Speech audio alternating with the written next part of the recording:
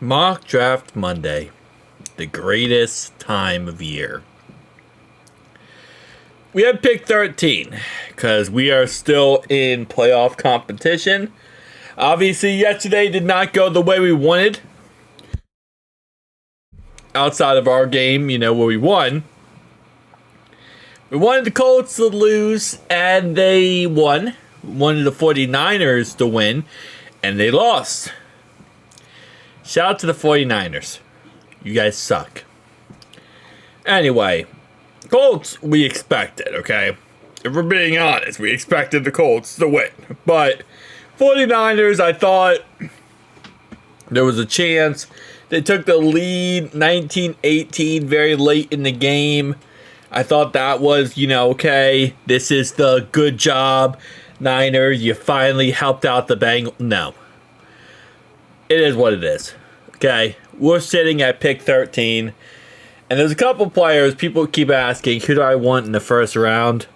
And obviously, everybody wants Travis Hunter, right? Everybody wants Travis Hunter. This mock draft right here is wild that he's not going pick number 1. Instead, he's going pick number 4. But if we're being honest, this actually is also kind of not too surprising if we're being honest here. Because, again, based on what we have seen so far, Cam, Ward, and Sanders probably actually will go pick 1 and 2. Especially if the Raiders and Giants are at those spots. I think Dion talked about yesterday how he understands that, Sanders is either going to the Raiders or Giants, right? Obviously, draft position will change, but not too much at the top of the board over the next couple weeks. But if that's the case, I don't think that McMillan goes over Travis Hunter. I'll be honest with you. I think if this all goes down, Travis Hunter is pick number 3 no matter what. I think McMillan is a great wide receiver. I think he can really stretch the field, but I don't think he would be pick number 3. I think that would be Travis Hunter. Pick number 4 would probably be McMillan in the end. Will Johnson is someone I really want. That's someone I really, really want. Another guy I really, really want is Ashton Genty. Lordy. Ashton Genty. I really would love to have him. But now picking at number 13 here, I don't know how this draft fell to us like this, but Abdul Carter being available at pick, 13 here, I don't think it will happen. But listen, for the situation to happen, this is almost like a Christmas present and a half, getting someone like Abdul Carter. We need that. We need another pass rusher on the other side, Trey Hendrickson. All around just great athlete right there. So would love to have him in that situation. Second round, again, keep in mind, outside the first at this point, I've done a lot more research about the first round picks. But outside the first round, second round here, we're going to kind of go based on position value rather than actual player value. I don't know as much about the draft. Again, we do a lot more research about second, third, fourth, fifth, sixth, seventh round picks later on as we get closer to the process, right? Because players go up and down draft boards so quickly, especially this time of the year. We're into the playoffs. We're into, one guy makes a name for himself, right? And then you have the combine, which also does that. But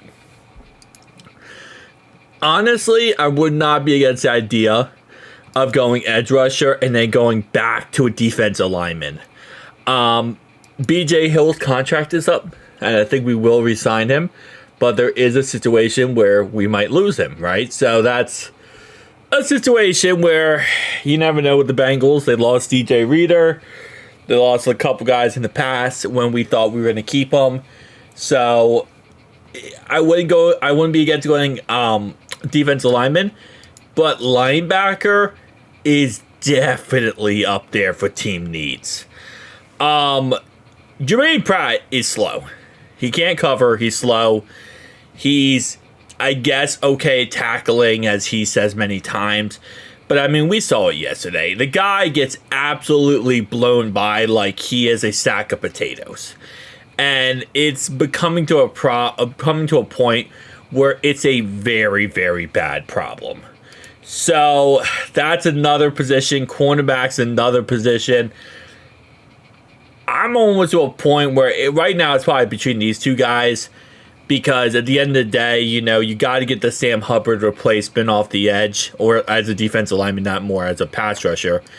Now, you do have someone here in, you know, Omar, who's a little bit more of a bigger guy, 315 pounds, 6'3", kind of more of like a nose tackle size, which is not a bad idea to go with.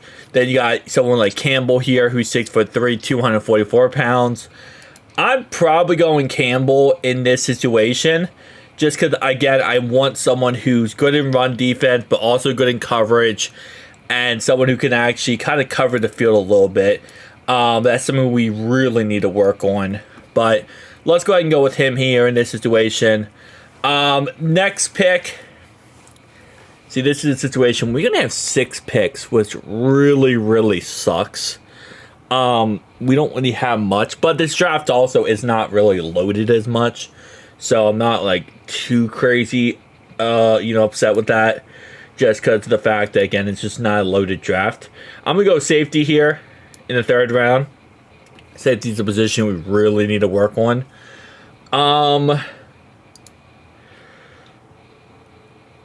Honestly, yeah, I'm probably going to go with...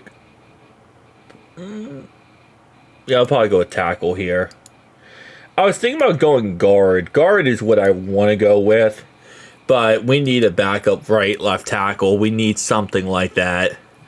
Here in this round, I might even go center. So this guy's played center, right guard, right tackle at college. That's kind of his position, and he's played left tackle.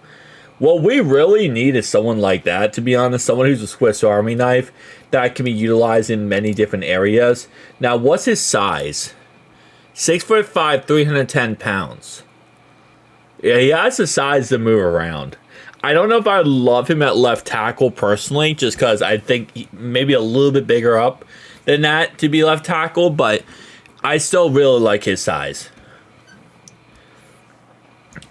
All right, quarterbacks are flooding the market at this point. I could see us taking a wide receiver in the 6th round here. I wouldn't be against the idea of looking at corner. Corner's kind of plummeting here. Our next pick is what? Oh, this is our last pick, actually. Yeah, so for our last pick, thing is, right, I think we take corner if it falls to us, but I don't think we overpick corner. 6'1", 190. I could see us taking a wide receiver for the last pick. Just getting another option there. But again, if we re-sign our boy, then I don't think we do. I think we're going to, if we re-sign T. Higgins, I think we go with a, wide receiver. We go with a defensive lineman, or we go with someone who we feel like can benefit us more.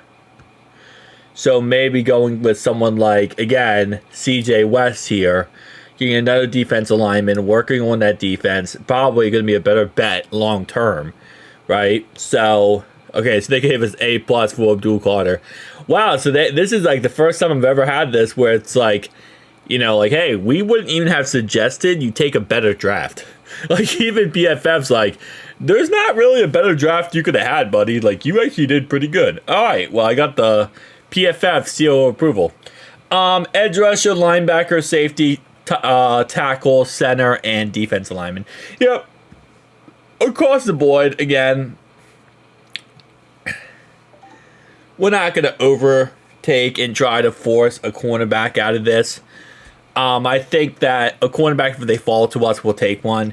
But I do believe, especially because we have a very young secondary, there's a good chance you kind of find a cornerback in free agency, or maybe trade for one, and that's kind of how you build with it. So tell me down below your thoughts and opinions, though. I'll see you guys in the next one.